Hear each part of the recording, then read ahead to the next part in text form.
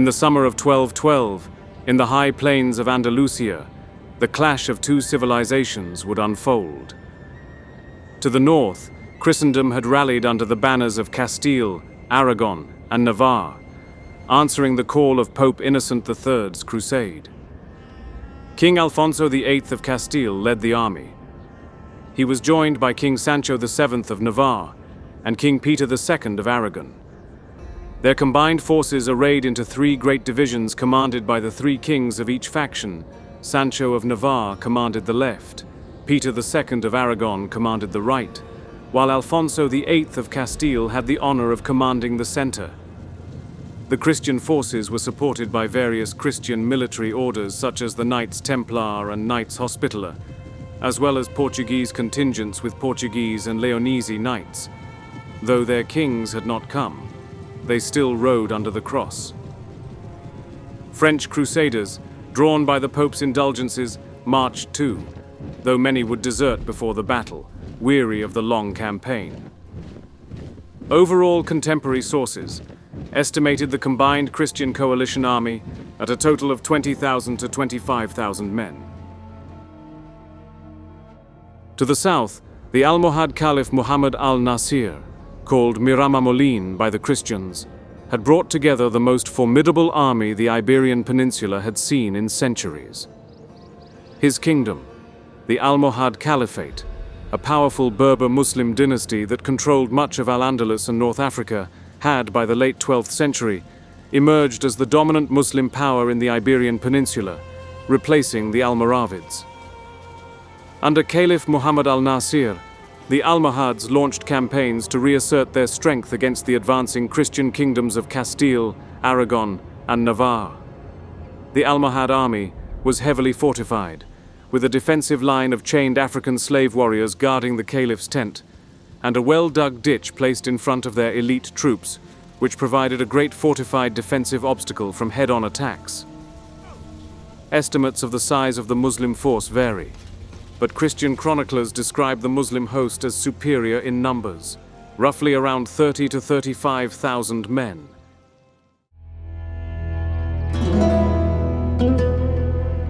After days of stalemate, the long-awaited standoff would come to an end. Battle was on the horizon. On the morning of July 16th, Alfonso VIII gave the order to advance. His force pushed forward, gaining traction with every step. Although the Christians were outnumbered by about 10,000 men, the experience, hardiness, and reputation of the military orders of the Templars and Hospitallers was enough to sway confidence in the favor of the Christians. The two orders were stationed at the center alongside King Alfonso.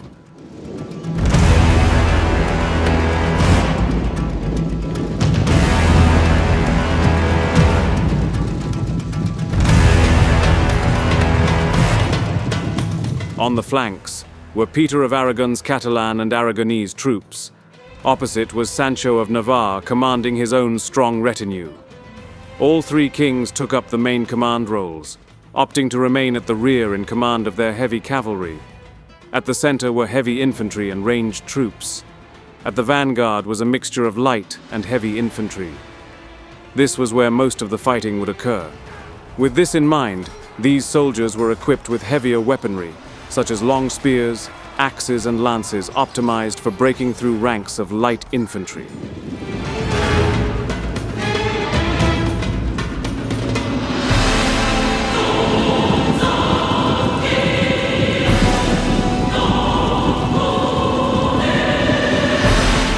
The Christian forces gaining momentum charged fearlessly toward the Muslim lines. Weapons extended, they crashed through the light Muslim infantry, causing sheer panic and disarray.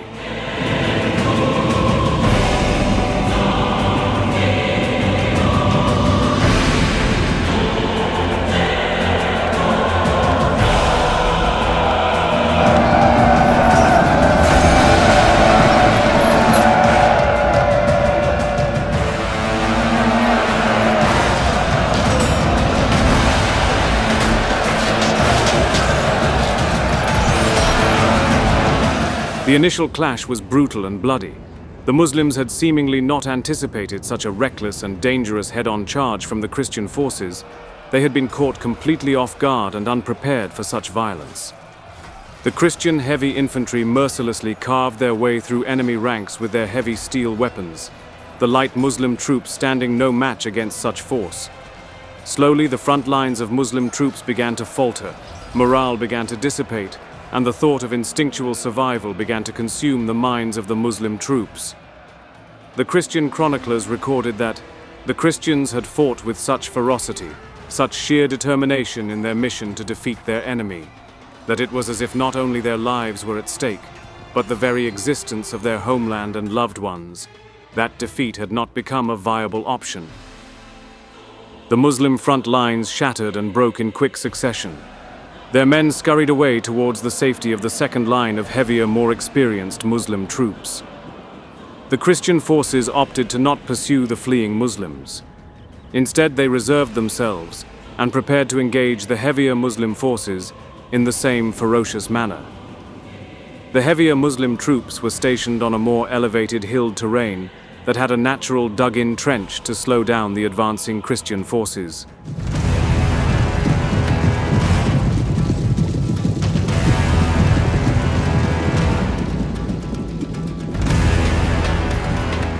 The Christians composed themselves, then charged head-first toward the second Muslim lines. Their formation was scattered and organized. Their plan was simply to try and smash through their enemy and repeat the success of the first engagement.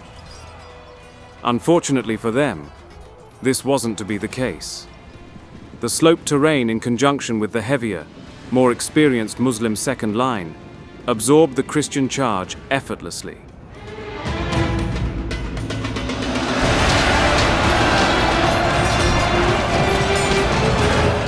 The initial fighting was brutal. Both armies matched each other blow for blow, with neither gaining any obvious advantage. After some time, the fatigue of the Christian troops started to become a factor from their intense charges across the battlefield and their prior engagement. This was to be the pivotal turning point. The Muslims took full advantage. Their lines pushed hard, gaining ground against the Christians. Now the Christians were the ones backpedaling and in dire need of a strategic anomaly.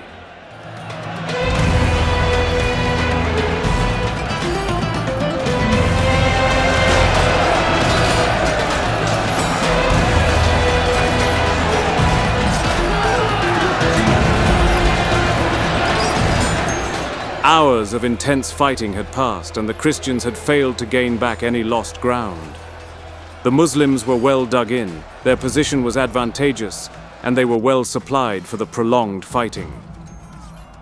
With such intense hand-to-hand fighting in the hot Iberian summer sun, many Christian troops began to waver from exhaustion, their morale quickly dwindling, and all signs were signaling for a mass Christian retreat, particularly at the center commanded by Alfonso, where they had been hit hard. It was at this point that King Alfonso was reported to have charged into the front lines with his own heavy cavalry contingent to inspire his men and stop them from breaking and fleeing. His presence, as well as the presence of his elite heavy cavalry, was enough to prevent his center from breaking. With his intervention, it allowed for some of his men to gain a much-needed break. After a short break, his men rallied and charged back into the heat of battle. The Muslims advanced their cavalry into the equation to quickly gain the upper hand. The Christians countered with their own.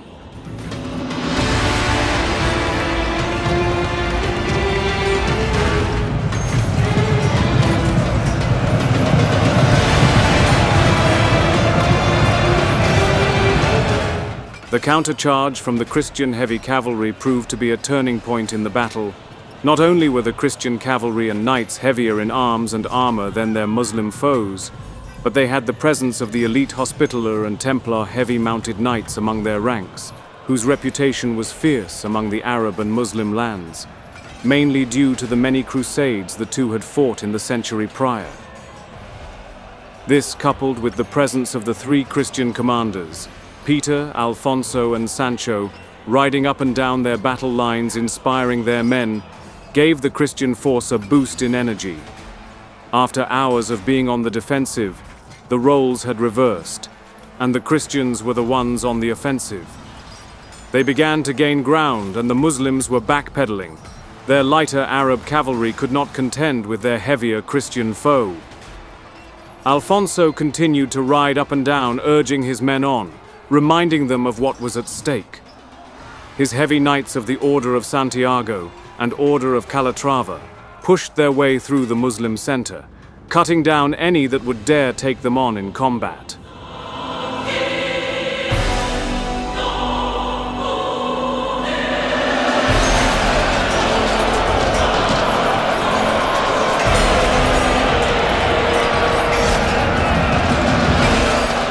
Momentum was now on the side of the Christian forces. The battle shifted in their favor.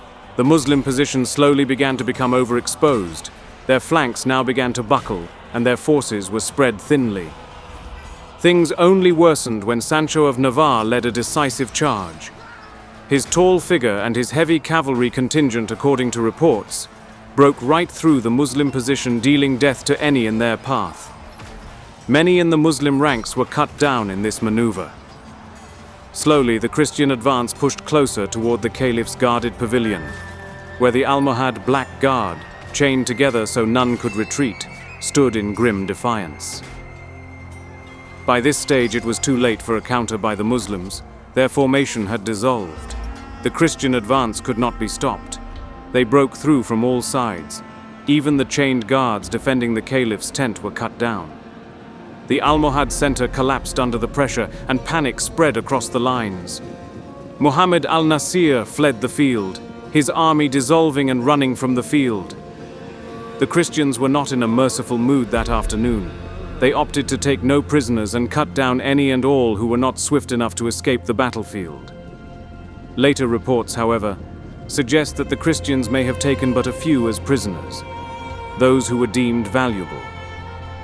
By evening, the plain of Las Navas de Tolosa was strewn with bodies. The Christian coalition had won a crushing victory. Though they did not immediately conquer all of Al-Andalus, the defeat shattered Almohad power in Iberia. Within decades, Muslim rule would fragment, never again posing the same threat to the Christian kingdoms. Modern estimates put the Muslim losses of the battle at around 20,000 dead, whilst the Christians had lost roughly 2,000.